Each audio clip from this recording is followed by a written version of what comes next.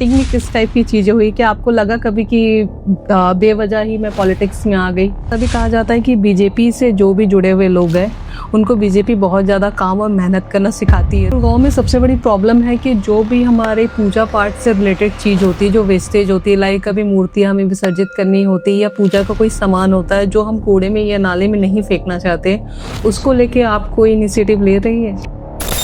आपके अकॉर्डिंग जनता के क्या क्या दायित्व होने चाहिए? अच्छा, सन सिटी और सेक्टर 54 जैसे एरियाज में ट्रैफिक को भी लेके काफ़ी सारी समस्याएं आ रही हैं और पार्किंग को भी लेके काफ़ी इश्यूज होते हैं, तो इसके बारे में आप क्या कर रहे हैं? उस वक्त मेरे दिमाग में कुछ नहीं था कि कौन मेरे बारे में क्या बोल रहा है। मेरा फेसबुक ब्लॉक करवा दिया था, होता होगा कि ब्लॉक हो गया था 3-4 दिन के लिए। तो जब आप आगे बढ़ते हो ना तो बहुत लोग होते हैं जो उस रास्ते पे जाना चाहते हैं जी, तो वो देखते हैं कि अच्छा ये आगे बढ़ रही है तो हमारा रास्ता कट रहा है, वो आलोचनाएं भी करेंगे। जी, क्यों नहीं करेंगे? एक बात बताऊं, मैं सच्ची वाली बताऊं, जी जी जी, लोग नहीं बढ़ते हैं, पॉलिटिशियंस बढ़ते हैं। हरे कृष्णा दोस्तों, स्वागत है आपका value of life by Pooja Kushal podcast पे। आज हमारे साथ बहुत ही स्पेशल गेस्ट हमारे स्टूडियो में जुड़ चुकी है और आज आपको आपके बहुत सारी प्रॉब्लम्स के सॉल्यूशंस मिलने वाले, जिन जिन प्रॉब्लम से आप गुजर रहे हैं। क्योंकि आज हमारे साथ वार्ड 21 की पार्षद सोनिया जी हमारे स्टूडियो में मौजूद है, जो आज आपके सारे सवालों के जवाब देगी। सोनिया जी, आपका बहुत बहुत स्वागत है। नमस्कार Puja ji, and thank you so much मुझे बुलाने के लिए। तो सोनिया जी, जब आपने पॉलिटिक्स में कदम रखा तो उस टाइम आपकी सबसे बड़ी प्रेरणा क्या थी? हाँ, पहले मैं आरएसएस में थी, राष्ट्रीय सेविका समिति में। बचपन से ही पिताजी को देखा था मैंने, वो विश्व हिंदू परिषद, बजरंग दल, ऐसे उन्होंने स्टार्ट किया था और फिर उनको देखकर मैं सेविका समिति में आई, दुर्गा वाहिनी से जुड़ी थी शुरू में। उसके पश्चात मैं 2017 में उनको देखते देखते फिर मुझे लगा कि अब पॉलिटिक्स में जाने का समय है, जा सकती हूँ। फिर मैं 2017 में पॉलिटिक्स में आई थी। तो कहीं ना कहीं आपके पापा आरएसएस में थे, तो वहीं से आपको प्रेरणा मिली, शुरुआत हाँ, वहीं से हुई? क्योंकि घर पे बहुत लोग आते थे, पॉलिटिकल लोग भी आते थे और संघ परिपाटी के लोग भी आते थे, तो जो सेवा भाव उनके अंदर दिखता था ना, तब मुझे लगा कि हाँ, एक तो संघ से जुड़ना बहुत बड़ी बात है और फिर उसी परिपाटी से पॉलिटिक्स में आना, क्योंकि अच्छे लोगों की बहुत जरूरत है पॉलिटिक्स में। जबकि ये होता है कि महिलाओं के लिए कहते हैं कि पॉलिटिक्स अच्छी नहीं है। जी। वो मेरे साथ भी हुआ था, शुरू में तो मुझे भी कहा गया था कि नहीं पॉलिटिक्स में नहीं जाना है, बट फिर मैंने महिला मोर्चा में एज ए महामंत्री स्टार्ट किया, तब से ये कंटिन्यू चलता है। क्योंकि पॉलिटिक्स में जाने के नाम पे लगता है बहुत सारी आलोचनाओं का सामना करना पड़ेगा, बहुत सारी बातें भी बोली जाती है। होता है, और ऐसा नहीं है कि मेरे साथ नहीं हो रहा है, होता है। अच्छा। बहुत कुछ होता है, बट सब चीजें ना हमारे ऊपर डिपेंड होती है कि हम कैसे। स्टार्टिंग में किस टाइप की चीजें हुई कि आपको लगा कभी कि बेवजह ही मैं पॉलिटिक्स में आ गई? नहीं, कभी नहीं, क्योंकि एक कहते हैं ना कि पैशन भी कह लो इस चीज को, कि मुझे जाना था पॉलिटिक्स में। फिर सपोर्ट भी मिला, हस्बैंड का भी सपोर्ट मिला, फैमिली का भी सपोर्ट मिला, और फिर मोस्टली लोग पिताजी को जानते हैं, मेरा जो फैमिली बैकग्राउंड था वो ठीक था, सब लोग जानते थे, तो इस वजह से सपोर्ट भी पॉलिटिक्स में सभी से मिला था मुझे। तो मेंटली भी इसके लिए बहुत स्ट्रांग होना पड़ता है? हाँ, पॉलिटिक्स में मेंटली तो स्ट्रांग होना पड़ता है, क्योंकि बहुत चीजें सुननी भी पड़ती है जी। इवन इलेक्शंस में भी आपको बहुत चीजें मैनेज ये भी कहा जाता है कि पॉलिटिक्स में आने के लिए आपको झूठ बोलना आना चाहिए। नहीं, ऐसा नहीं है। मैं सच बताऊं, शायद ही मैंने कभी झूठ बोला हो। इवन इलेक्शन में भी मैंने कोई वादा, ऐसे कोई बड़े वादे नहीं किए कि मैं ये कर दूंगी वो कर दूंगी, ऐसा नहीं है। मुझे लगता है कि आप जो बोलो ना वो डिलीवर करो। राइट। तो जनता का विश्वास ब्रेक नहीं होना चाहिए। आप मत बोलो कि हम ये कर देंगे, ये जरूरी नहीं है। एक कनेक्ट जरूरी है आपके जनता। जी जी जी, जितनी आपकी लिमिटेशंस है, जो काम आप कर सकते हैं आप वादे से पुन के ही कीजिए। हाँ जी जी। नहीं, वादे करने की जरूरत भी नहीं है, मुझे लगता है वादे करने की जरूरत नहीं है। आप सिर्फ बताओ कि हाँ, मेरी ये कैपेबिलिटी, और जो आपको मिलता है ना, जैसे एज ए मैं काउंसलर, मुझे जो जिम्मेवारी मिली है, जो मैं कर सकती हूँ वो मैं करूंगी, और वो जरूरी भी है, चाहे वो एमएलए के लिए हो, एमपी के लिए हो, या हमारे प्रधानमंत्री बहुत काम कर रहे हैं 24/7। हाँ, हमारे सीएम सर बहुत काम करते हैं, तो एक मोटिवेशन मिलता है। ऐसा नहीं है कि डिलीवर, कुछ चीजें होती हैं सरकारी काम है तो थोड़ा सा आगे पीछे हो जाता है, बट ऐसा नहीं है कि काम नहीं होता। ऐसा भी कहा जाता है कि बीजेपी से जो भी जुड़े हुए लोग हैं उनको बीजेपी बहुत ज्यादा काम और मेहनत करना सिखाती है, तो क्या इसमें बहुत ज्यादा मेहनत करना पड़ता है? ट्रू। देखो, बीजेपी एक ऐसी पार्टी है, एक तो सबसे बड़ी पार्टी हो गई आज, दुनिया की सबसे बड़ी जी, पार्टी है, और जो इसका बेस है ना वो बहुत स्ट्रोंग है। जब ये बीजेपी संघ से स्टार्ट हुई थी, तो जब ये स्टार्ट हुई थी तो सिर्फ 2 लोगों ने स्टार्ट की थी, जी, है ना, तो 2 से और अब करोड़ों लोगों के बीच में ये स्थापित हुई है, तो ये बहुत बड़ी बात है। ऐसा अक्सर देखा जाता है कि आरएसएस के से जो लोग जुड़े हैं, जो संघ से जुड़े हुए लोग हैं, वो बीजेपी ज्वाइन करते हैं। तो आरएसएस और बीजेपी का क्या साठगांठ है?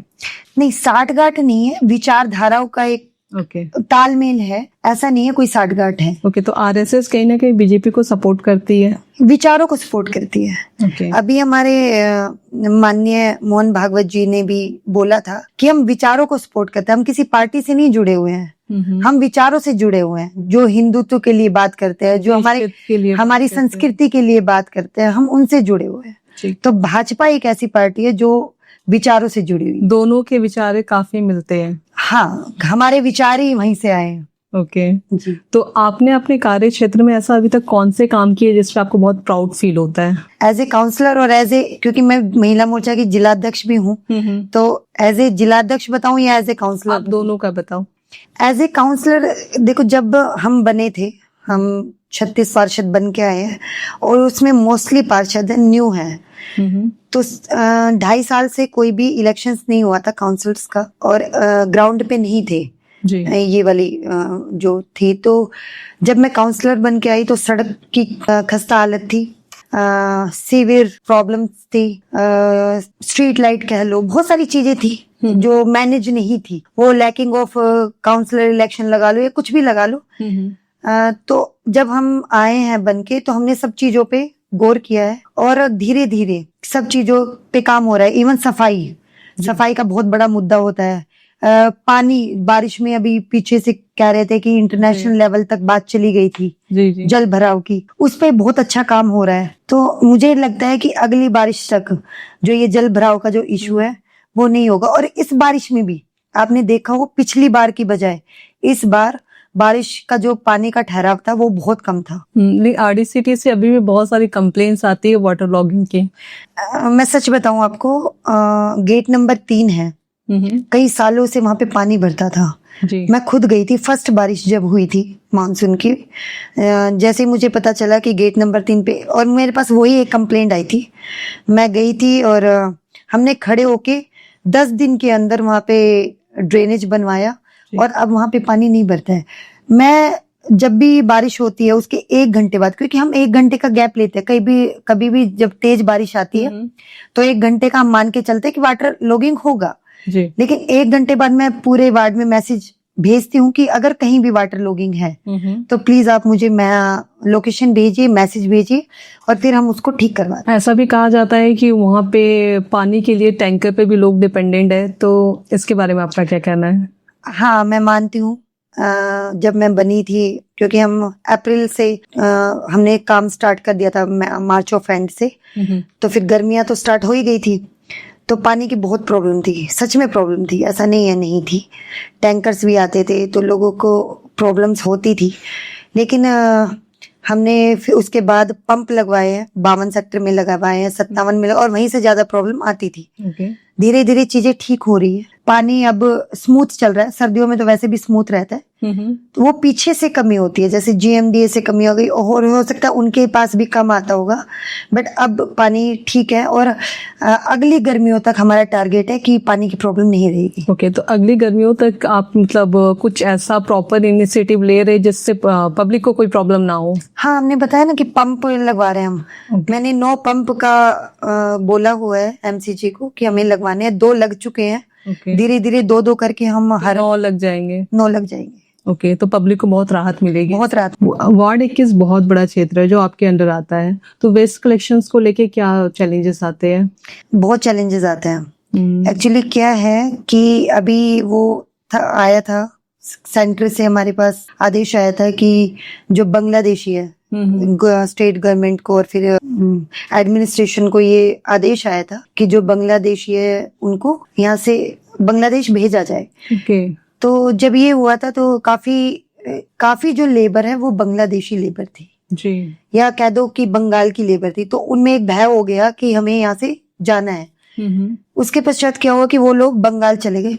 काफी प्रॉब्लम आई थी जब हम बने थे विद इन अ मंथ, कि हमारे पास लेबर की शॉर्टेज हो गई थी, जगह जगह कूड़ा पड़ा हुआ था। उसको बहुत जल्दी मैनेज किया गया। हमारे कमिश्नर सर आए, प्रदीप दहिया जी, उन्होंने अपनी टीम बनाई और बहुत जल्दी इस चीज को मैनेज किया है। और मुझे लगता है कि लोगों का सहयोग भी मिला है, पहले था बट अब अवेयरनेस भी कर रहे हैं। एमसीजी अवेयरनेस भी कर रही है कि सेपरेशन जो गीला कूड़ा है और सूखा कूड़ा है, उसका भी सेपरेशन का भी अभी हम करने वाले हैं। इसको भी लेके कोई कैंपेन्स चलाते हैं आप लोग? कैंपेन्स चलाते हैं, अवेयरनेस कैंप चलाते हैं। मुख्यमंत्री ने सफाई अभियान किया, वो सबसे पहले हमारे वार्ड से शुरुआत की थी।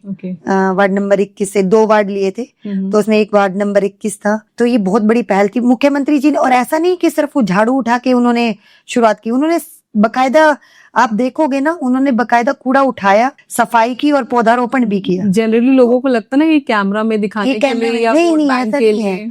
आप देखोगे ना, चाहे वो दोनों वार्ड का देखोगे तो उन्होंने प्रॉपर सफाई क्लीनिंग की है। और सच में बीजेपी के जो कार्यकर्ता हैं, चाहे वो वरिष्ठ कार्यकर्ता हो या किसी भी स्तर के कार्यकर्ता हो, वो सच में काम करते हैं और मन से काम करते हैं। ऐसा नहीं है कि दिखावे के लिए हम काम करते हैं, मन से काम करते हैं। कुछ चीजें होती है डिले, बट होती है। एक गुड़गांव में सबसे बड़ी प्रॉब्लम है कि जो भी हमारे पूजा पाठ से रिलेटेड चीज होती है, जो वेस्टेज होती है, लाइक कभी मूर्तियां हमें विसर्जित करनी होती है या पूजा का कोई सामान होता है जो हम कूड़े में या नाले में नहीं फेंकना चाहते, उसको लेके आप कोई इनिशिएटिव ले रही है? हाँ, ये अभी मैं बस 4-5 दिन पहले ही, आपने शायद मेरा अगर फेसबुक देखा हो या मेरा सोशल मीडिया देखा हो, 4-5 दिन पहले ही मैंने इनिशिएटिव लिया था। क्योंकि मैं निकल रही थी तो पीपल के पेड़ के नीचे बहुत सारी मूर्तियां पड़ी हुई थी। जी। और पॉलीथीन को बांध के उसमें फूल और ये जो चुन्नियां वगैरह वो बांध के ऐसे ही फेंक जाते हैं लोग, या कई बार तो कूड़े में भी डाल देते हैं। तो वो मुझे समझ ही नहीं आता ये किस प्रकार की आस्था दिखाते हैं। ठीक है, आस्था होती है। आप जैसे गणेश विसर्जन का आजकल ये हो गया है कि आप उसमें टब में विसर्जित करते हो, तो मैं चाहती हूँ, मैं एक लोगों को संदेश देना चाहती हूँ कि गणेश और लक्ष्मी जी की मूर्ति है, क्योंकि वो भी मिट्टी की होती है और मिट्टी की ही लाओ जी, और उनको विसर्जित करो ऐसे टब में और उस पानी को अपने गमलों में डालो। और जो ये फूल वगैरह होते हैं इनको वैसे ही वेस्टेज में ना डाले। और पॉलीथीन तो बिल्कुल ही बैन होना चाहिए। सिंगल यूज प्लास्टिक तो बिल्कुल ही यूज नहीं करना चाहिए। ये हमारे लिए नहीं, ये आने वाले भविष्य के लिए खतरा है जी। पॉलीथीन को लेके तो कई बार रेस्ट्रिक्शंस लगाए गए, कई बार एक्शंस लिए गए, लेकिन इसका यूज रुक नहीं रहा है। हाँ, मैंने तो बल्कि अपनी मार्केट में जहां भी मैं सोसाइटीज में जाती हूँ तो मैं उनको सिर्फ एक ये मेन चीज जरूर बोलती हूँ कि आप प्लीज मुझे एक चीज दे दो कि आप प्लास्टिक बैन करवा दो, अपनी सोसाइटी में बैन कर दीजिए, उस मार्केट में बैन कर दीजिए। अवार्ड दिलवाना या आपको सम्मानित करवाना मेरा काम है, लेकिन वो कीजिए तो सही जी। जैसे कि आपने कहा कि हम तो निकल जाएंगे, आने वाली जनरेशन के लिए बहुत ही नुकसानदायक होगी। हाँ, तो ये तो है ही कि कहते हैं कि प्लास्टिक 300 साल तक वो सेम स्टेज में रहता है और पोल्यूशन फैलाता है जी। कुछ पब्लिक के ये भी डिमांड्स है कि जो हम, जैसे हमने मूर्तियों की बात करी, तो उसके लिए अलग से कलेक्शन कराया जाए। नहीं, कलेक्शन ठीक है, आपने सही कहा कि कलेक्शन किया जाए, लेकिन देखो यहाँ पे गुड़गांव है ना, अब बहुत डेवलप्ड एरिया हो गया है। हर घर से कलेक्शन करवाना, और फिर क्या है कि जो कलेक्शन करने जाएगा उसके लिए अलग जगह वो चाहिए, आपको व्यवस्था करनी पड़ेगी। ये नहीं है कि जैसे कूड़ा उठाते हैं वैसे हम उन मूर्तियों को नहीं उठा सकते। तो इससे अच्छा मूर्तियों का इसके लिए कोई अलग व्यवस्था नहीं हो सकती? कोई फिक्स डेट या डे ऐसा डिसाइड किया जाए जिस दिन सारे लोग इस चीज को आकर कलेक्ट कर सके? ठीक है, इस पे एक बार हाँ कर सकते हैं, लेकिन ठीक है, ये अच्छा एक सुझाव है। तो इसको अगली दिवाली तक हम सोचेंगे कि इसको किया जाए, लेकिन थोड़ा सा मुश्किल हो जाता है। उससे अच्छा है कि आप अच्छा है ना कि आप घर में विसर्जित करें उसको टब में, और आपके घर में ही वो रहे। गणेश विसर्जन भी तो हम ऐसे ही करते हैं जी जी। उसको कौन लेने जाते? कोई नहीं लेने जाते। तो हम दिवाली को क्यों सोचते हैं कि दिवाली पे गणेश और लक्ष्मी जी की मूर्तियों को कोई लेके जाए घर से और फिर उसको विसर्जित करे। ओके, सो ऐसे पब्लिक के क्वेश्चंस आ रहे थे जो मैंने आपके सामने डाले। अगर आपकी तरफ से कोई, अगर आपने सुझाव तो बहुत अच्छा दिया, बट होता है ना कि लोगों को लगता है कि कुछ गवर्नमेंट की तरफ से भी कुछ इनिशिएटिव्स लिया जाए। देखो, गवर्नमेंट की तरफ से इनिशिएटिव लिए जा रहे हैं और सच में लिए जा रहे हैं। सफाई को लेके लिए जा रहे हैं, सड़कों को लेके लिए जा रहे हैं, सीवर को लेके लिए जा रहे हैं, अभी ड्रेनेज सिस्टम क्लीनिंग का चल रहा है। लेकिन हम अपने क्यों दायित्व भूल जाते हैं, हम अपने सामाजिक कर्तव्य क्यों भूल जाते हैं। लोग ये क्यों सोचते हैं कि सारे काम सरकार करे, मुझे कुछ नहीं सारे काम एडमिनिस्ट्रेशन करे, सारे काम काउंसलर करे। अगर मैं अपना घर साफ कर रही हूँ तो हम क्या अपनी गली साफ नहीं कर सकते? आपके अकॉर्डिंग जनता के क्या क्या दायित्व होने चाहिए? एक तो सिंगल यूज प्लास्टिक यूज ना करे जी। घर के साथ एक बाहर का अगर थोड़ा सा एरिया साफ कर ले, वो बहुत बड़ी बात है। मुझे लगता है कि अगर आप साफ नहीं भी कर रहे तो एटलीस्ट आप कूड़ा फैलाओ, कूड़ा मत फैलाओ। हम क्या करते हैं, सुबह सुबह जो मैंने भी देखा है, पॉलिथीन बांधते हैं, जबकि सारे जो एम्प्लॉइज है, नगर कर्मचारी हैं, वो कूड़ा लेने जाते हैं घर घर।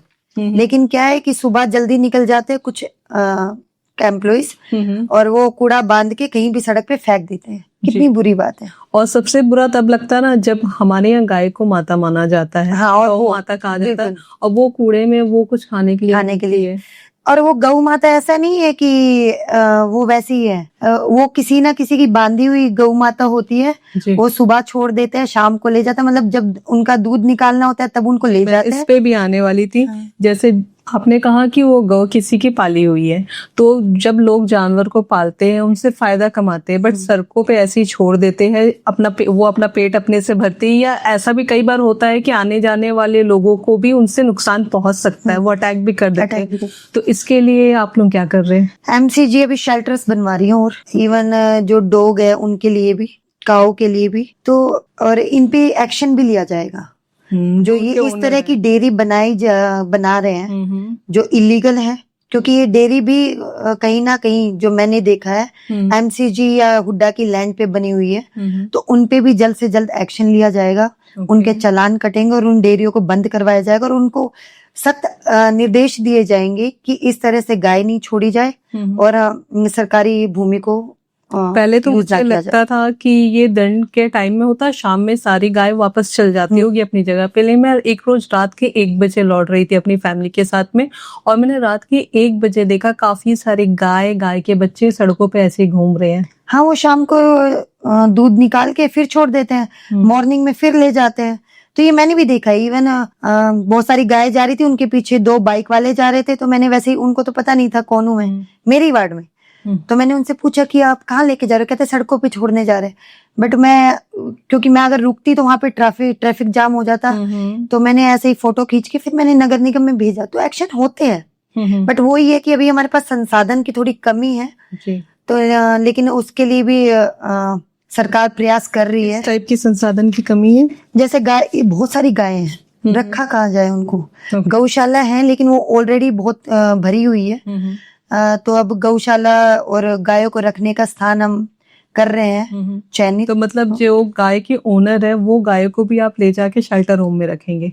नहीं, हम जो सड़कों पे गाय होगी, अब वो चाहे ओनर की हो चाहे कैसी भी हो, हाँ चाहे लावारिस हो, हम उनको पकड़ेंगे, चाहे किसी ओनर की हो।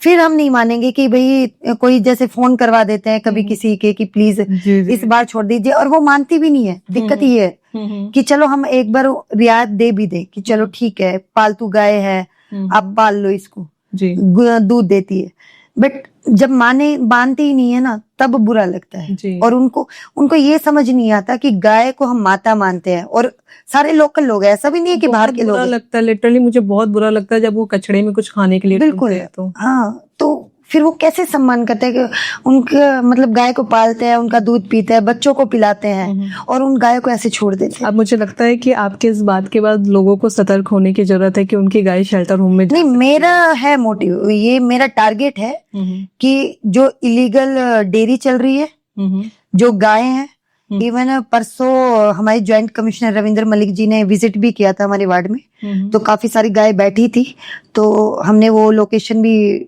ट्रैक कर ली है जहाँ पे बहुत सारी गाय बैठी थी मेरे वार्ड में। तो हम कर रहेंगे एक्शन जल्द से जल्द। तो सड़कों पे जब आप निकलती है तो आपको और ऐसी कौन कौन सी प्रॉब्लम्स देखने को मिलती है जिसपे आपको लगता है कि मुझे काम करना है? एक तो कूड़े की समस्या जी, बहुत सारे काम हमने किए हैं कूड़े को लेके, अब तो बहुत कम हो गया है। जब हम बने थे और जब ये बांग्लादेशी वाला हुआ था उस अभियान, टाइम न्यूज में भी काफी उसमें तो न्यूज में भी, बट अब आप देखोगे अब क्या है कि पोल्यूशन की समस्याएं चल रही है, बहुत ज्यादा चल रही है। और लेकिन एडमिनिस्ट्रेशन ने, हमारे कमिश्नर सर ने अभी जो स्वीपिंग मशीन होती है, रात को मेरे पास हमारे ग्रुप है उसमें फोटो भी आते हैं कि स्वीपिंग मशीन चल रही है, डस्ट को हटाया जा रहा है सड़कों से, और ये तीव्र गति से चल रहा है जो डस्ट हटाने का, ताकि पोल्यूशन ना हो। दूसरा, कूड़े को हटाने के लिए बहुत तेजी से प्रयास चल रहा है हर वार्ड में, ऐसा नहीं है कि मेरे ही वार्ड में, हर वार्ड में, हमारे जोन में खासकर अच्छा काम भी चल रहा है, और एडमिनिस्ट्रेशन का बहुत साथ मिल रहा है। अभी हम डेली, हमारी 2-4 दिन में लगातार मीटिंग भी हो जाती है, जो हमारी समस्याएं हम रखते भी हैं और इस पे काम भी होता है। हमें एक जेसीबी, एक ट्रैक्टर भी दिया गया एडमिनिस्ट्रेशन की तरफ से, एमसीजी की तरफ से, उससे हम कहीं से भी कूड़ा उठवा दे, कभी भी उठवा सकते हैं। आगे जो भी आपकी डिमांड्स होती है वो पूरी होती है। डिमांड्स, हाँ, मतलब ये नहीं कह रहे पूरी सभी पूरी होती है, बट हाँ धीरे धीरे कोशिश है कि पूरी हो रही है। चीजें आपको अवेलेबल होगी तो आपका काम करना इजी हो जाएगा। हाँ, देखो, संसाधन अगर पर्याप्त होते हैं तो वो तो इजी हो ही जाती है चीजें, बट अगर संसाधन नहीं है और विल पावर आपकी अच्छी है, हाँ, चीजें पूरी हो जाती है।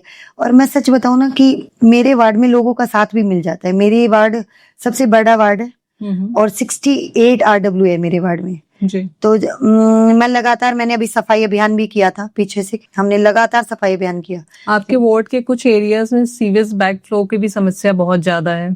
वो मेरे वार्ड में नहीं है, वैसे तो काफी जगह है, बट मेरे वार्ड में कहोगे है प्रॉब्लम्स है। लेकिन इस बार पहली बार ऐसा हुआ है कि हमने डिसल्टिंग करवाया है और अभी भी चल रही है डिसल्टिंग। और वजीराबाद में डिसल्टिंग हुआ है, आरडी सिटी में हुआ है, 52 सेक्टर में डिसल्टिंग का काम हुआ है, डीप क्लीनिंग होती है सीवर की। अब वो सीवरेज की प्रॉब्लम नहीं आती है, ऐसा नहीं है नहीं आती, क्योंकि जनसंख्या पहले बहुत कम थी। जो सीवर डले थे वो शायद 2011 में डले थे और वो बहुत साइज, पॉपुलेशन बड़ी। और अब पॉपुलेशन आपको देखी जाए, वजीराबाद की देख लो या वहाँ पे सरस्वती कुंज है, वहां की देख लो, तो पॉपुलेशन बहुत बढ़ गई है और उस हिसाब से जो सीवर डले हुए हैं वो बहुत छोटे हैं। लोगों के काफी कमेंट्स आ रहे थे कि सीवेज बैकफ्लो की समस्या काफी ज्यादा है।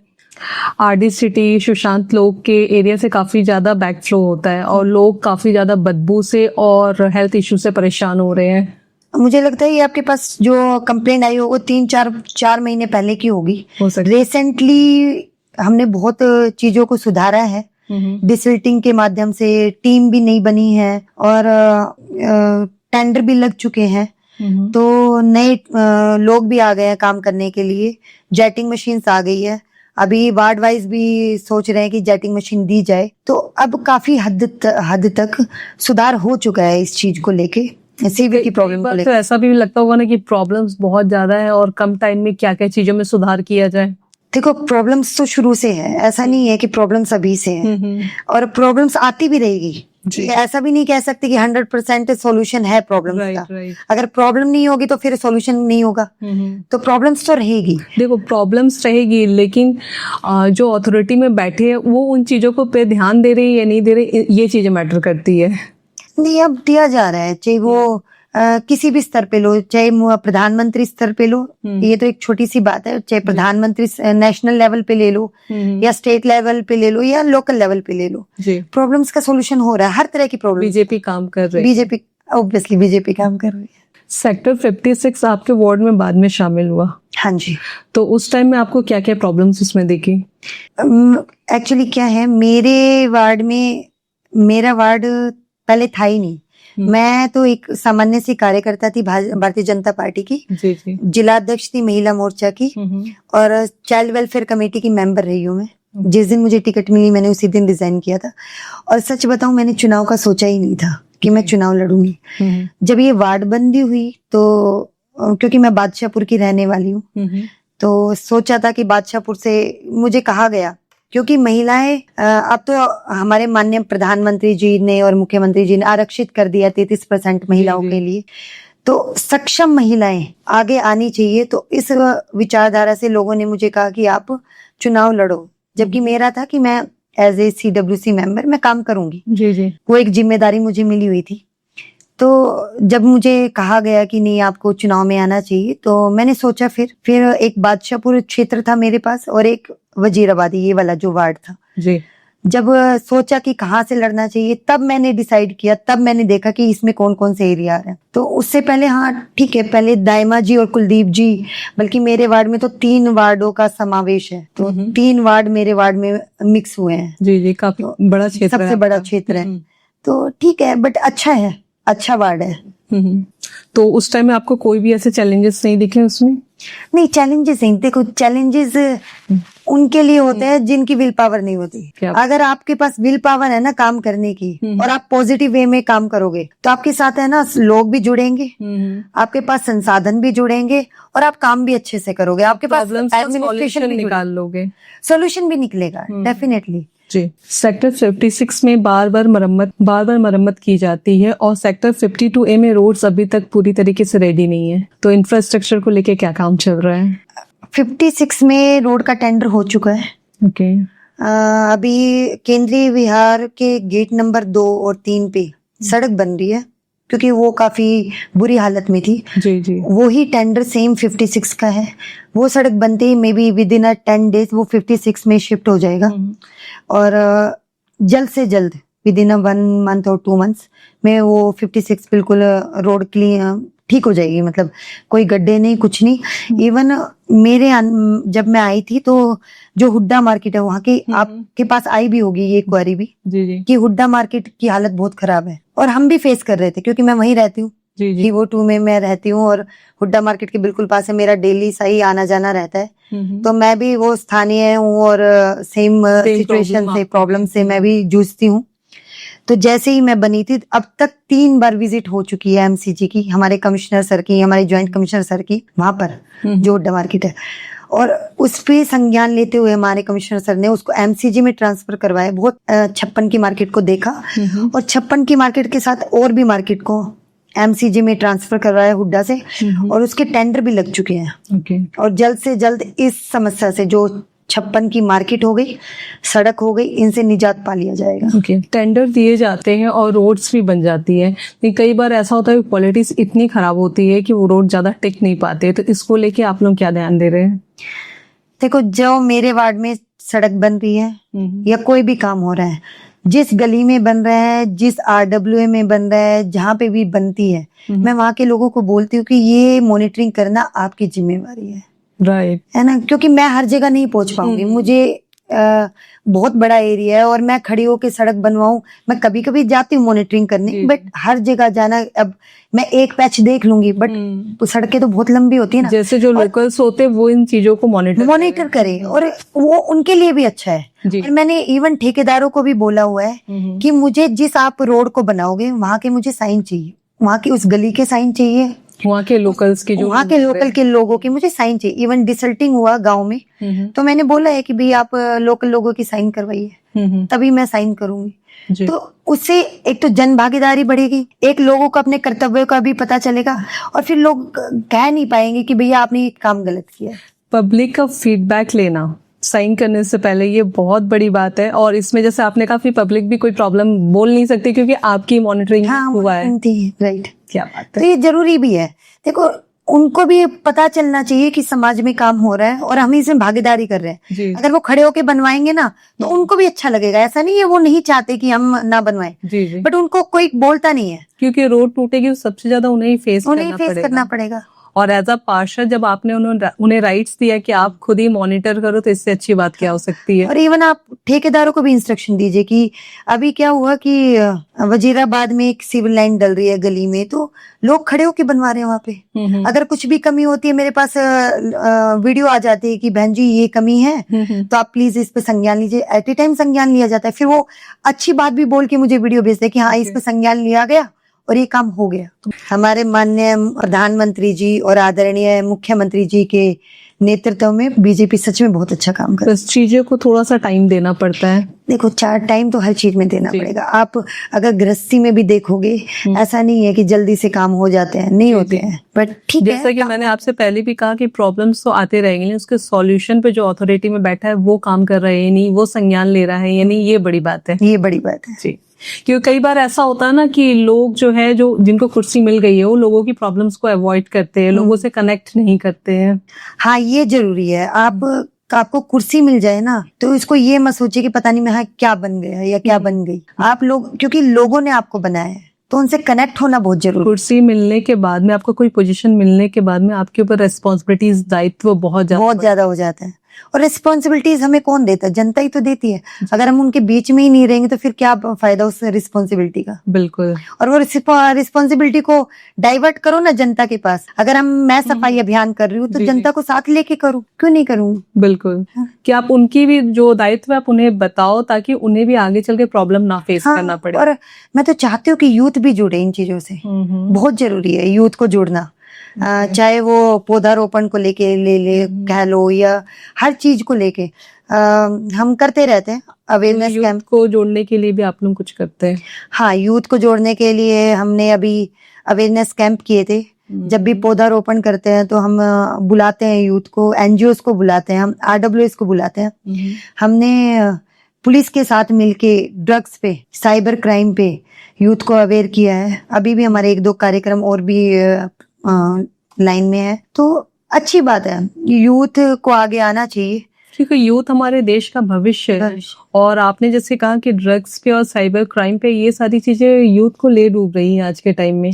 देखो, गुड़गांव ना बहुत तेजी से विकसित हो रहा है, बहुत तेजी से, और वो हर तरह से विकसित हो रहा है। ऐसे बुरी दोनों चीजें, अच्छी और बुरी दोनों चीजों से। तो ठीक है, अच्छी तरीके से होना वो बहुत अच्छी बात है, लेकिन बुरे तरीके से होना तो वो तो भविष्य हमारे ही खराब हो रहा है ना। बिल्कुल। हमारे बच्चों का खराब हो रहा है। तो उसके लिए तो मैं सबसे पहले कहूंगी कि पेरेंट्स को अवेयर रहना चाहिए। जब तक पेरेंट्स अवेयर नहीं रहेंगे ना, हम चीजों को छोड़ देते हैं, मोबाइल दे देते हैं बच्चों को। बिल्कुल। आजकल ये है कि जब तक मोबाइल बच्चा ना देखे ना, बच्चा खाना ही नहीं खाता। अननेसेसरी की डिमांड्स को बच्चों की डिमांड्स पूरी कर देते हैं। क्यों करते हैं हम डिमांड्स पूरी? हमें पता नहीं होता कि हमारा बच्चा कहाँ है। क्यों नहीं पता? हम लोग छोटे थे तो उस टाइम में फोन नहीं होता था, तो क्या हमारे पेरेंट्स हमें खाना नहीं खिलाते थे? लेकिन एफर्ट्स लगाना पड़ता था। स्टोरी सुनाओ, कोई ऐसी चीजें बताओ जिससे बच्चे का माइंड डाइवर्ट हो जाए, वो खाना भी खा ले। राइट। नहीं, डर, देखो मैं ये नहीं कहती कि पिटाई होना जरूरी है, लेकिन माँ बाप का डर होना बहुत जरूरी है। बहुत जरूरी है। हमारे संस्कार खत्म होते जा रहे हैं। जो ये मिलेनियम सिटी हम करते जा रहे हैं, वहां पे बच्चों में संस्कार खत्म होते जा रहे हैं। वो लैकिंग ऑफ पेरेंट्स की कह लो या कुछ भी कह लो, बट जब तक पेरेंट्स अवेयर नहीं होंगे इस चीजों से, हम बच्चों को तो अवेयर करते हैं, हम पेरेंट्स को अवेयर नहीं करते। दिक्कत वहां आती है। हम बच्चों को ज्ञान दे देते हैं कि बच्चा ऐसे नहीं करना चाहिए, साइबर क्राइम है, ड्रग्स नहीं लेना चाहिए, लेकिन मॉनिटरिंग कौन करेगा? पेरेंट्स करेंगे, टीचर्स करेंगे। स्कूल में जाते हैं बच्चे, वो गायब हो जाते हैं। तो हम क्यों नहीं पेरेंट्स को अवेयर करते? तो रूट्स जो है ना, हमारे अगर रूट्स स्ट्रांग रहेंगे ना, तो बच्चा आपका कहीं भी चल जाए, बच्चा डाइवर्ट नहीं होगा, गलत चीजों को सेलेक्ट नहीं करेगा, उसके माइंड में एक बार क्लिक करेगा। जैसे मैं पहले भी 1-2 बार कह चुकी हूँ और मैं आज भी कहती हूँ आपसे कि कहीं भी कोई भी क्राइम होता है तो हम डायरेक्ट प्रशासन पे या गवर्नमेंट पे हम एक्शन लेते हैं, ब्लेम करते हैं कि ऐसा ऐसा हमारे देश का कानून वीक है। आप बताओ, जिसने क्राइम किया है उसकी अपब्रिंगिंग क्या गवर्नमेंट ने की है? वो अपने घर में क्या देख रहा है? अगर आप अपने घर में लड़कियों की रेस्पेक्ट करना सिखाओगे, अगर उसके फादर अपनी मदर की रेस्पेक्ट कर रहा है, अपनी वाइफ की भी रेस्पेक्ट कर रहा है, तो डेफिनेटली वो भी हर लड़की की रेस्पेक्ट करेगा। ये मोस्टली घरों में क्या होता है, डिसीजन मेकर हमेशा मैन होते हैं, तो लड़के के मन में होता है कि मैन ही सब कुछ होते हैं, वो सुप्रीम होते हैं, सुपीरियर होते हैं, तो लड़कियों को दबाते हैं। और अगर आप घर पे शुरू से लड़कियों की रेस्पेक्ट करना सिखाओ तो कभी जाके किसी का रेप नहीं कर सकता है। हाँ बिल्कुल। मैं तो कहती हूँ, मैं तो चाइल्ड वेलफेयर कमेटी की मेंबर रही हूँ, तो हमारे पास तो 18 साल से कम उम्र के जो बच्चे थे, विक्टिम बच्चे, उनके केसेस आते थे। तो मैंने तो फेस किया है हर चीज को, देखा है, बच्चों के साथ इंटरेक्शन किया है कि ऐसे क्यों होता है। मैं उनकी फैमिली से बात करती थी तो बहुत सारी चीजें पता चलती थी। अब तो मैं खैर नहीं बोल पाऊंगी, बट मुझे लगता है कि बच्चों से ज्यादा पेरेंट्स को अवेयर करना जरूरी है आज के समय में, और खासकर मिलेनियम सिटी में। और मैं देखती हूँ कि आजकल मदर भी वर्किंग है मोस्टली, तो उनके पास में अपने बच्चे की बात सुनने तक का टाइम नहीं होता है, तो वो क्या सिखाएंगे अपने बच्चों को? देखो, ये सही कह रहे हो कि मदर्स भी वर्किंग होती है, फादर भी वर्किंग होते हैं, और आजकल फैमिली न्यूक्लियर फैमिली हो गई है ना। बच्चे आते हैं स्कूल से, अपने मोबाइल में लग जाते हैं, लैपटॉप में लग जाते हैं। हम वो संस्कार नहीं दे पा रहे हैं। पहले मैं ये नहीं कह रही कि हमेशा 24 घंटे साथ रहो, कम से कम मैं ये कहती हूँ जब भी मैं स्कूलों में जाती हूँ, कॉलेजों में जाती हूँ, कि आप एक टाइम का खाना साथ खाओ। एग्जैक्टली, डिनर आप साथ में करो और उस टाइम में आप कहीं ना कहीं आप फोन वगैरह को आप डिस्ट्रैक्ट कर दो। बिल्कुल, आप खाना साथ खाओ, रात को आधा घंटा एक बार बात करो, सभी बच्चों से बात अपने सारे दिन के एक्सपीरियंस को शेयर करो। नहीं करते, महिलाएं अपने उसमें रहती है चिट चैट में, बच्चे अपने उसमें रहते हैं। नहीं, वो ये जो ह्यूज चेंजेस आए हैं ना, ये हमें ही फेस करना है, अपने बच्चों को अगर हम सही और ऐसा नहीं है पेरेंट्स दुखी नहीं होते हैं जब उनको पता चलता है कि हमारे बच्चा इस राह पे चल रहा है। उनको पता भी है कि कहीं ना कहीं हमारी वजह से भी है, या नहीं भी पता होगा, मुझे नहीं पता, बट फिर कमियां लोग समाज में निकालने लग जाते हैं, दूसरे में लगा कि भैया इसकी संगति खराब थी।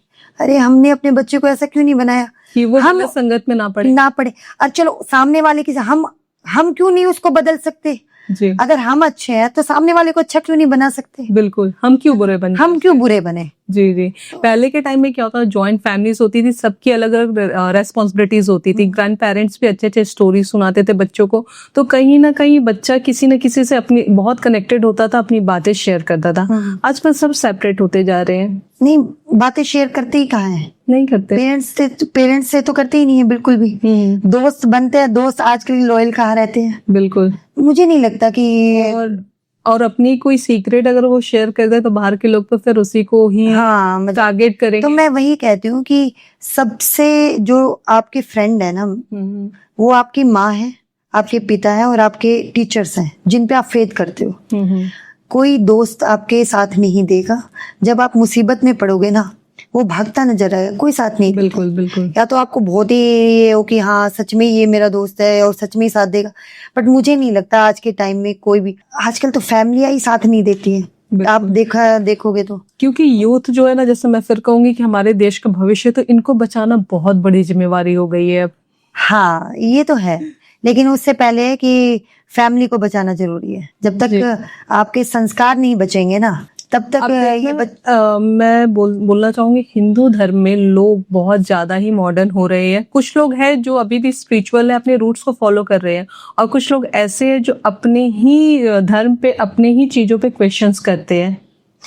हाँ ये सच है, लेकिन जब से मोदी सरकार आई है और हमारे स्टेट में सरकार आई है बीजेपी की, आपने देखा होगा कि लोग मंदिरों में जाना बहुत शुरू कर दिया है। पहले इतना शायद नहीं जाते थे, अपने संस्कारों को जानना बहुत शुरू कर दिया। सारे हिंदू राम मंदिर पे क्वेश्चन कर रहे थे। देखो वो हर जगह है ना, पॉजिटिव और नेगेटिव दोनों चीजें होती है। अब वो अपोजिशन वाले कह लो जी, है ना, कि अपोजिशन वाले क्वेश्चन, और वो करेंगे भी क्वेश्चन, क्यों नहीं करेंगे।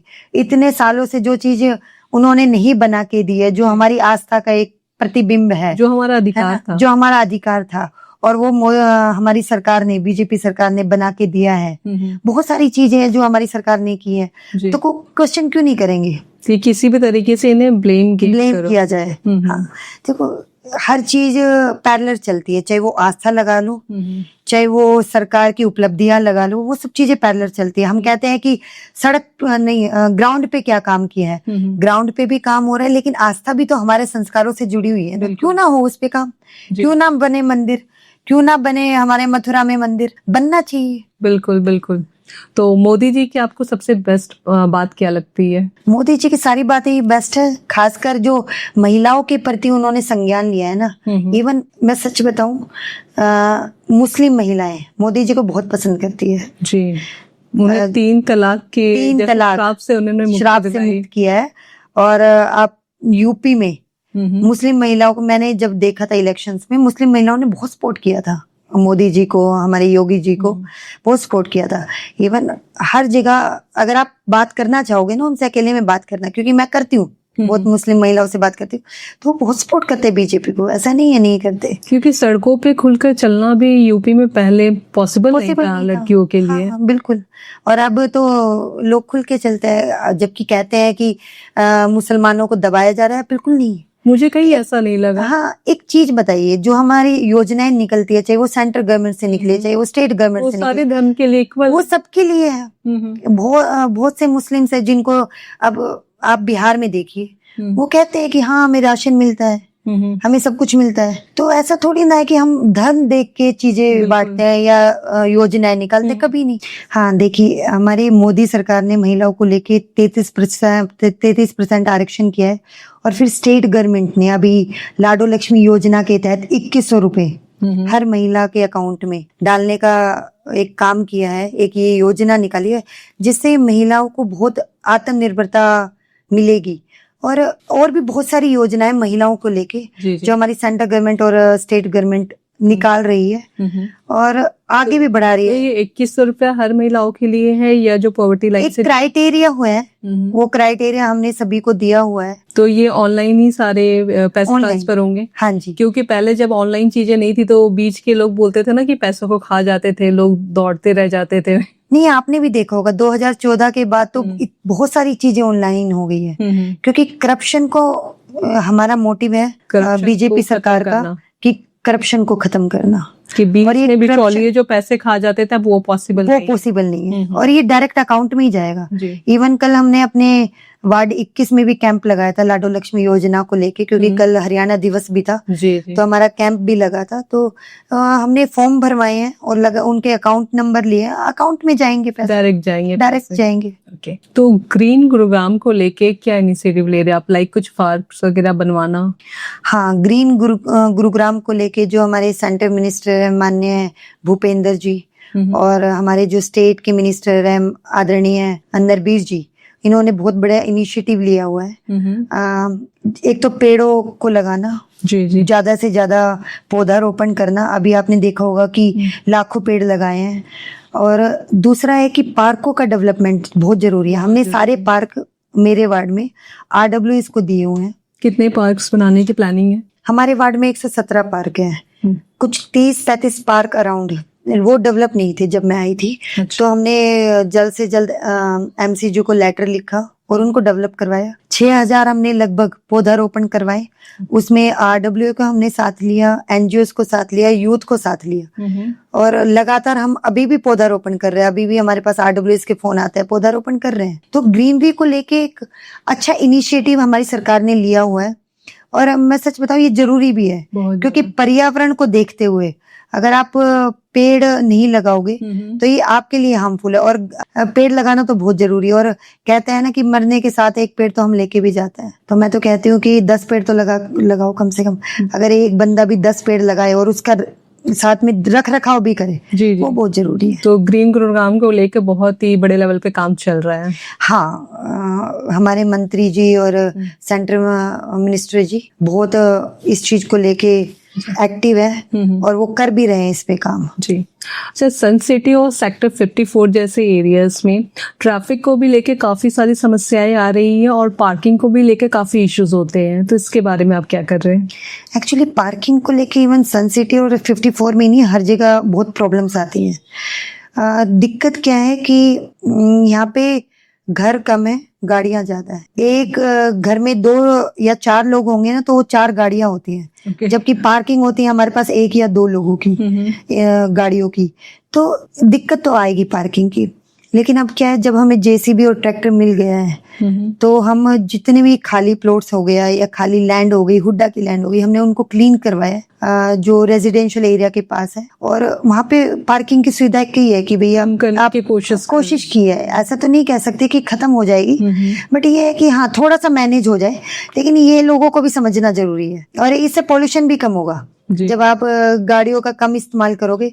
मैं कोशिश कर रही हूँ कि हमारे वार्ड में जल्द से जल्द ई-रिक्शा चल जाए कि लोग अगर, क्योंकि अब क्या होता है थोड़ी सी दूर जाना पड़ता है तो लोग गाड़ियां उठाते हैं। बिल्कुल। तो ई-रिक्शा चलवा दें या कुछ ऐसे संसाधन हो जाए।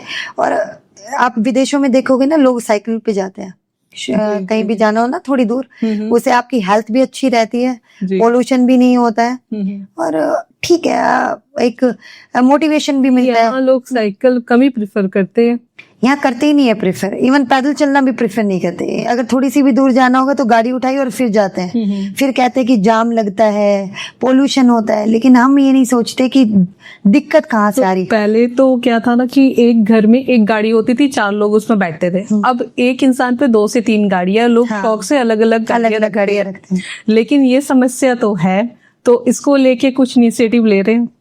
देखो इनिशिएटिव तो फिर वो तो ये तो इंडिविजुअल हो गया, क्योंकि ये डेवलपिंग डिस्ट्रिक्ट कह लो। समस्या बहुत ज्यादा है लोगों को।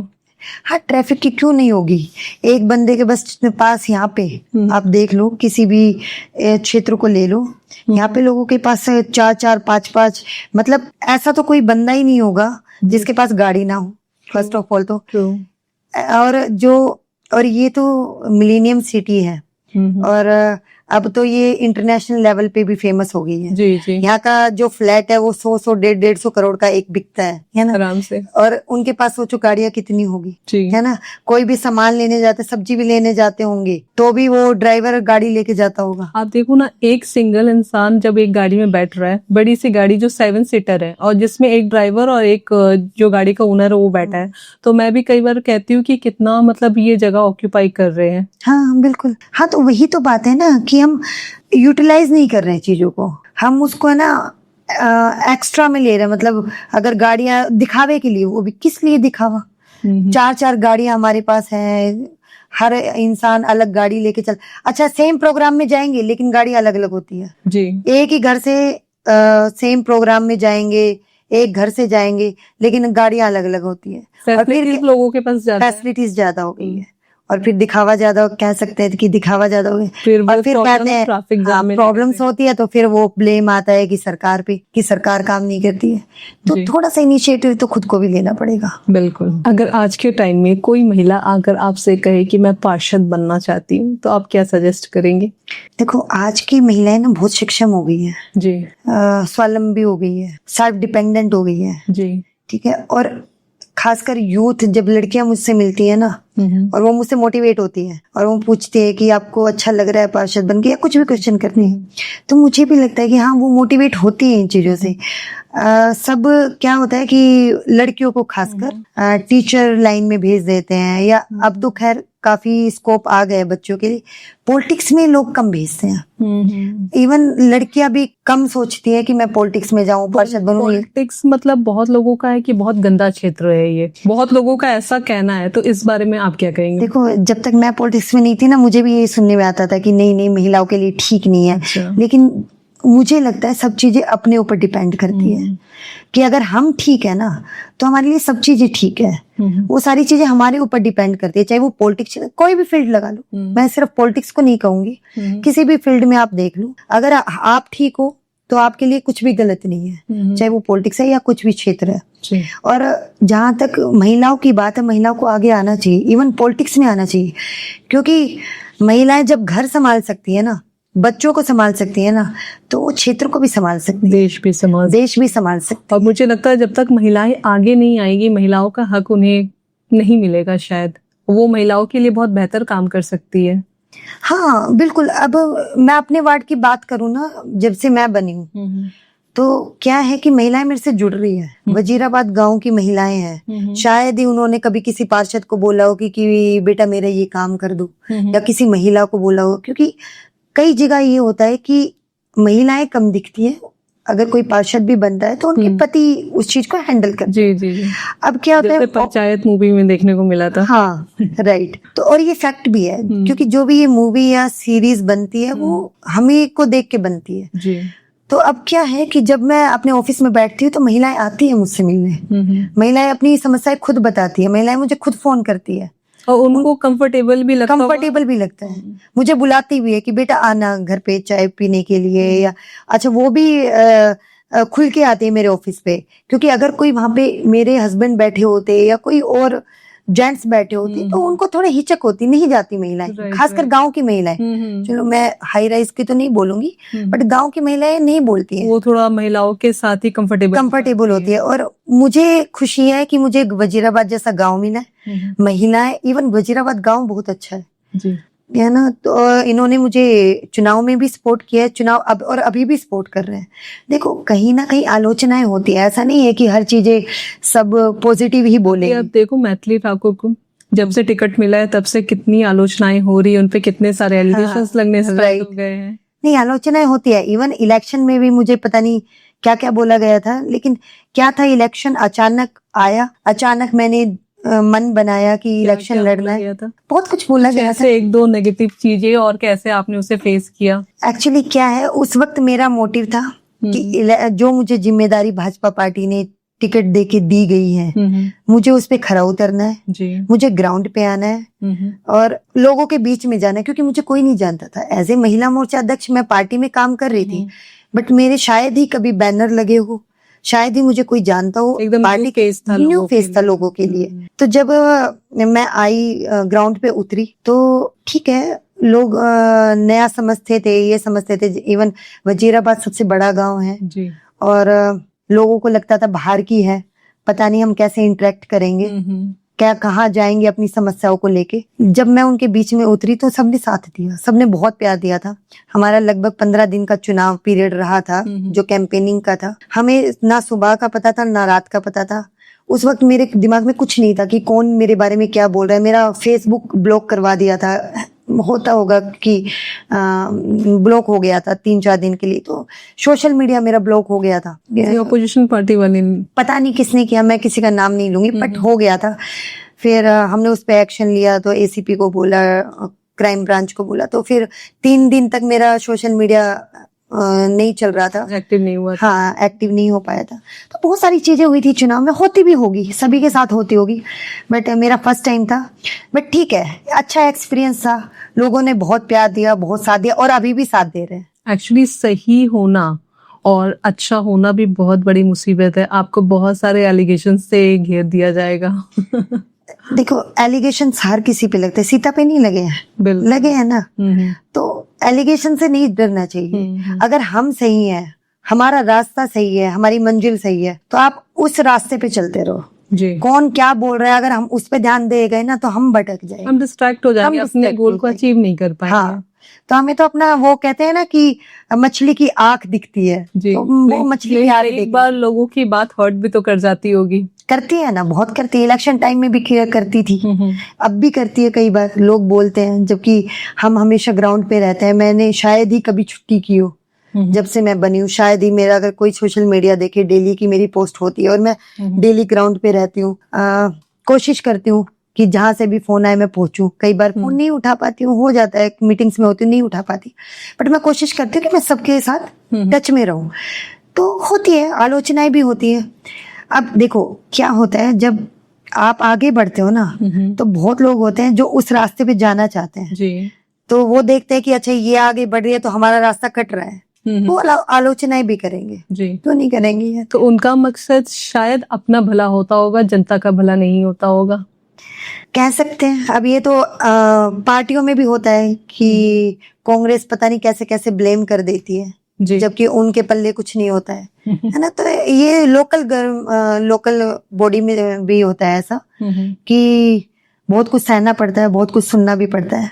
लेकिन मुझे लगता है कि अगर आप ठीक हो और आपका मोटिव ठीक है काम करने का, तो नहीं सुनना चाहिए। जब आप पॉलिटिक्स में उतरते हो ना, तो आपको इतना परिपक्व होना चाहिए कि आप क्या बोल रहे हो। ये बहुत बड़ी बात है, क्योंकि आप देश का नेतृत्व कर रहे हो, आप एक पार्टी का नेतृत्व कर रहे हो, तो आपका हर एक वर्ड बहुत मैटर करता है।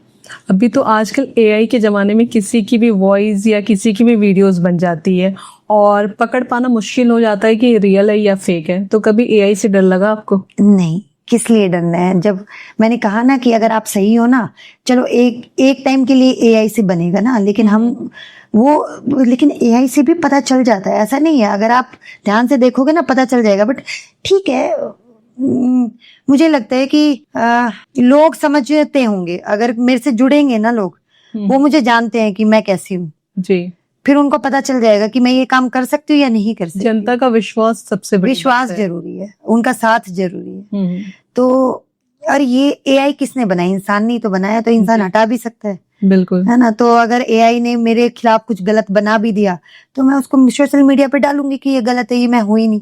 बिल्कुल बिल्कुल। इलेक्शन के टाइम में जैसे आपने कहा कि बहुत लोग बहुत कुछ बोलते हैं, तो कोई ऐसी बातें जो बहुत ज्यादा आपको गलत लगी हो, झूठ लगी हो, और जो आज आप क्लियर करना चाहो? हाँ, इलेक्शन टाइम में जब मैं आई थी तो मुझे बहुत कुछ सुनने को मिला था कि आपके बारे में ये कहा जा रहा है कि आप ड्रिंक करते हैं, है ना, क्लब्स में जाते हैं, आप किराएदार नहीं है, पता नहीं कैसे काम करेंगे, हमें घुसने भी देगी या नहीं घुसने देगी। बहुत और भी बहुत सारी चीजें थी कि डाइवोर्स ही है, बहुत कुछ सुनने को मिला था।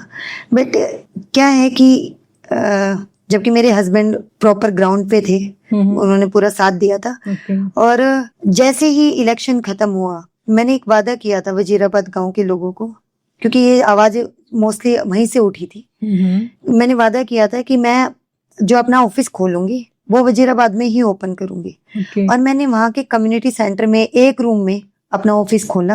और सबसे पहले मुझे लगता है कि जितने भी 36 के 36 वार्ड है, सबसे पहले मैंने अपना ऑफिस खोला था, अपना हवन किया वहां पे एक रूम में, और वहीं पे अपना ऑफिस खोला। आपको सबसे ज्यादा आरोप लगे, जहाँ पे मेरे ऊपर आरोप लगे, क्योंकि मेरा जो कॉम्पिटिटर थे वहीं के थे। तो जो मैंने वादा किया था कि मैं आपके बीच में रहूंगी, तो मैंने वो वादा पूरा किया है। मैंने वहां पे ऑफिस खोला है, लोग आते हैं वहां पे मिलते। ये सारे आरोप गलत थे। हाँ, देखो मैंने आज तक ड्रिंक नहीं की है। मैं उस परिपाटी से हूँ, मैं उस विचारधारा से हूँ जहाँ पे इन चीजों के लिए कोई स्थान नहीं है। मैं ये नहीं कहती कि चीजें गलत है या सही है, मैं उस चीज को गलत नहीं बोलूंगी। हो सकता है फैमिलीज में करते होंगे, मुझे नहीं पता, लेकिन मेरी फैमिली में ना कभी स्मोक हुआ है, ना कभी ड्रिंक हुआ है। मैं कभी क्लब में नहीं गई हूँ, मैंने इवन किट्टी पार्टी तक कभी नहीं की है। तो नहीं हुआ है ना। तो लोग बिना एविडेंस के आरोप लगा रहे थे। हाँ, वो जैसे आपने कहा कि आपकी जो अपोजिशन पार्टी थे वो भी उसी गांव से थे। हाँ जी। तो ऐसा आप कह सकते हैं कि लोगों को पैसे का लालच देकर आपके अगेंस्ट बुलवाना, ऐसा भी तो कुछ होता है। देखो, मैं किसी पे कटाक्ष नहीं करूंगी, और खासकर जो इलेक्शन में लड़े थे उनका भी मोटिव था जीतना जी। मुझे नहीं पता दाम दंड। हाँ, और वो सभी के साथ होता है, ठीक है। लेकिन इतना मैं कहती हूँ कि मैंने किसी के खिलाफ एक वर्ड नहीं बोला कभी भी। इवन जब से इलेक्शन स्टार्ट हुआ और आज तक जीतने के लिए कभी विरोधी पार्टी के लिए कभी नहीं बोला, कभी नहीं। हम 4 कैंडिडेट्स थे, इवन ग्राउंड पे जब थे तो हमें मिलते भी थे। तो आपको ऐसा नहीं लगा कि इलेक्शन जीतना थोड़ा ज्यादा मुश्किल हो जाएगा? नहीं, पता है क्या है, मेरा क्या है कि मैं हमेशा पॉजिटिव सोच के साथ आगे बढ़ती हूँ। मुझे नहीं पता मैं जीतूंगी हारूंगी। उस वक्त जो मेरा कर्तव्य था कि मुझे इलेक्शन लड़ना है, मुझे लोगों से इंटरेक्ट करना है, मुझे ये जीतना है, मेरा उस वक्त ये था। अब हारना जीतना वो बात की बात थी, आफ्टर वोटिंग और आफ्टर जो भी था। उस वक्त मेरा सिर्फ मोटिव था कि लोगों के बीच में मैं कैसे अपने आप को स्थापित करूं, क्योंकि कोई नहीं जानता। जीतने के बाद भी आपने लोगों का विश्वास बनाए रखा, ये बड़ी बात है। हाँ, अब मोस्टली आरडब्ल्यूज मुझे जानती है, मतलब सारी आरडब्ल्यूज जानती है, और मैं जाती रहती हूँ आरडब्ल्यूज के पास जब भी मुझे बुलाती है, मिलते रहते हैं।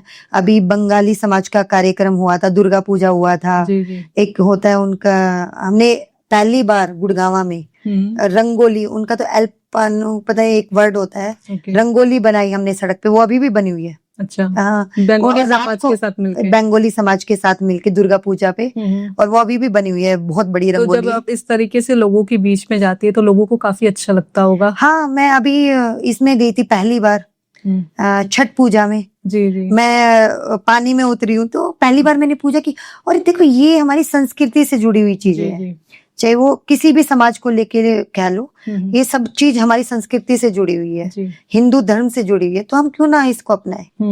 चाहे वो बंगाली समाज हो गया या छठ पूजा हो गया। हिंदू में क्या है ना, लोग आपस में बहुत ज्यादा डिस्प्यूट करते हैं, आपस में बढ़ जाते हैं, बिहारी बंगाली ये इन चीजों के नाम पे।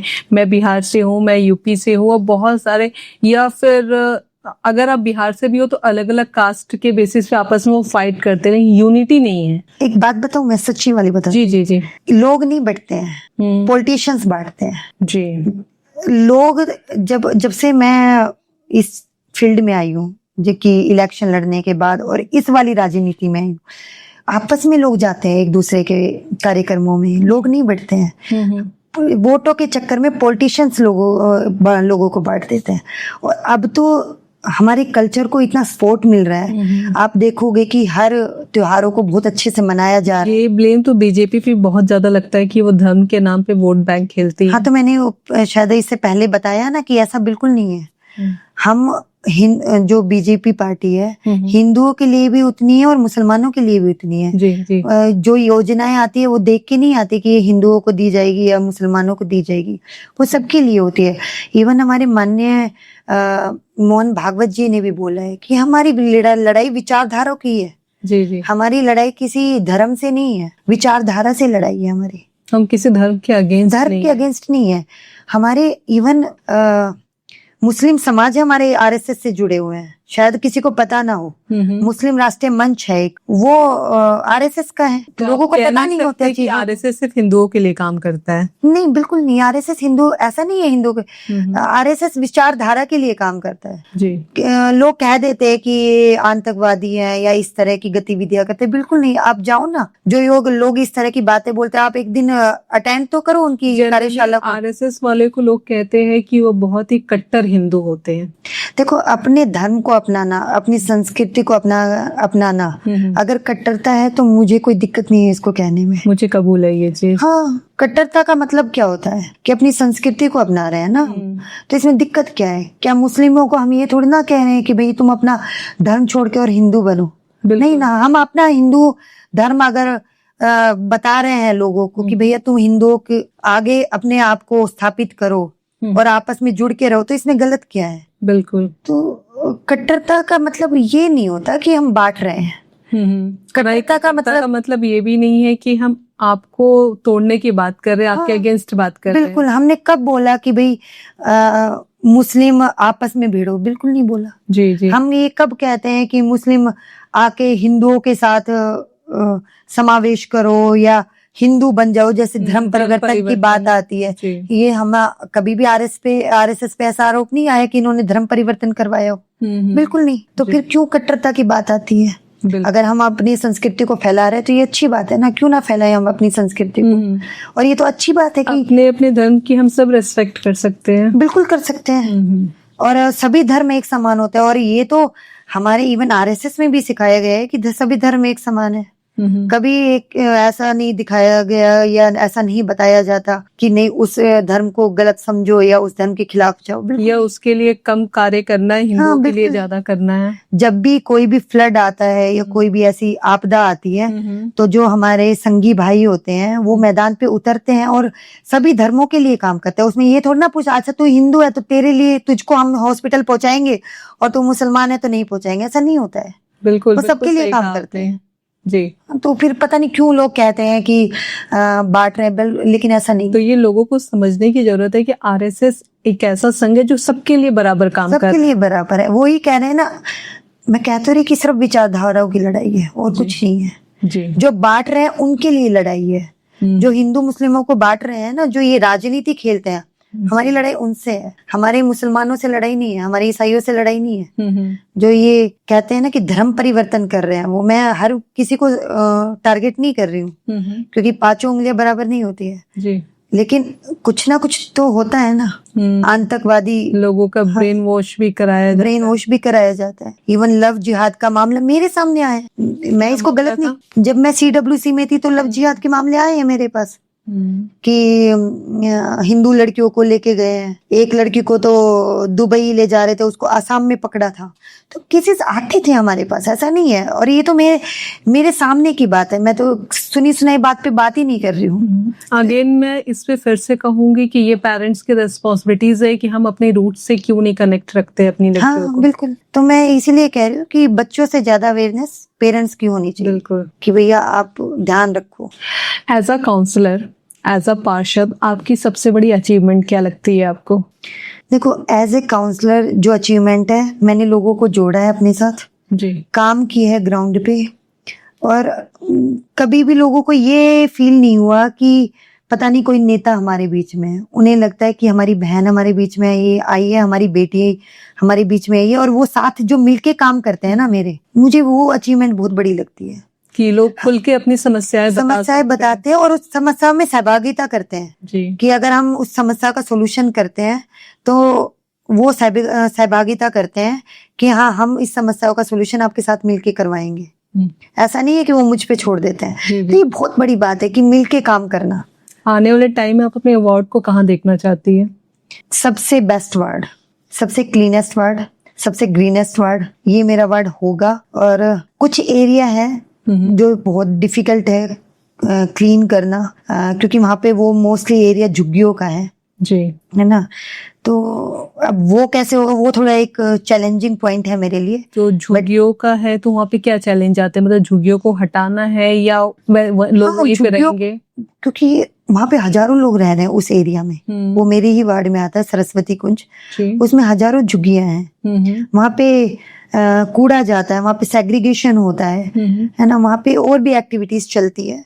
उस झुग्गियों को हटाना हमारे लिए एक चैलेंजिंग चीज है। तो आप अपने कार्य क्षेत्र के जो जनता है, जो महिलाएं हैं, उनको आप क्या मैसेज देना चाहेंगी उनके कर्तव्य के बारे में, या और कुछ अगर आप मैसेज देना चाहें उन्हें? देखो, महिलाओं के लिए तो मैं यही मैसेज करूंगी कि आगे आओ।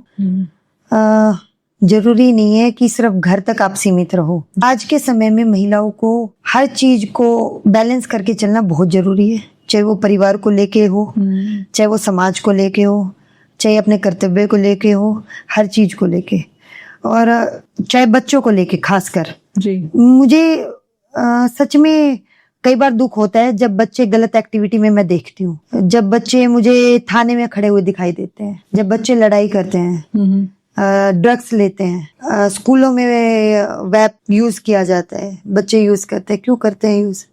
क्या हम अपने बच्चों के बैग चेक नहीं कर सकते? आप किसी दिन रेड मारो स्कूलों में, पता चलेगा आपको। एटलीस्ट आप अपने बच्चे को मॉनिटर तो कर सकते हो। मॉनिटर कर सकते हो, क्यों नहीं कर सकते? पैदा क्यों किया है जब मॉनिटर नहीं कर सकते? जी जी जी। आपकी जिम्मेवारी बनती है। आपकी जिम्मेवारी सिर्फ इतनी नहीं है कि बच्चे बड़े होके हमें खाना खिलाएंगे, बच्चे कुछ बन जाएंगे, इतनी आपको वो संस्कार भी तो देने चाहिए ना बच्चों को। जी, क्योंकि आपका एक बच्चा गलत निकलेगा ना, तो एक बच्चा गलत होने की वजह से कितने लोगों को हार्म करेगा वो आप नहीं अंदाजा लगा सकते। हाँ बिल्कुल। और नहीं, बच्चों के संस्कार एक है ना, समाज को बहुत आगे बढ़ा देते हैं। जी जी। और अगर समाज किसी गलत दिशा में जाएगा ना, तो वो सिर्फ संस्कारों की वजह से ही जाएगा। और कोई चीज नहीं है। हम लड़कियों को तो बहुत कुछ सिखा देते हैं, हम लड़कों को नहीं सिखाते हैं। बिल्कुल बिल्कुल। तो लड़कों को भी सिखाना बहुत जरूरी है। इवन लड़कियों को भी सिखाना जरूरी है, मैं ये नहीं कहूंगी, बट लड़कों को भी सिखाना जरूरी है कि ये चीजें गलत है, ये सही है। ध्यान दोनों पे देने की जरूरत है। Okay Sonia ji, thank you so much, आप हमारे यहाँ आई और हमारे व्यूअर्स के लिए आपने अपना समय निकाला। बाकी आपको ये वीडियो कैसी लगी, और आपके कोई भी अभी भी प्रॉब्लम्स है तो अपने सुझाव कमेंट्स बॉक्स में दें, और आपको वीडियो कैसी लगी ये भी बताना ना भूलें। जय हिंद, जय भारत।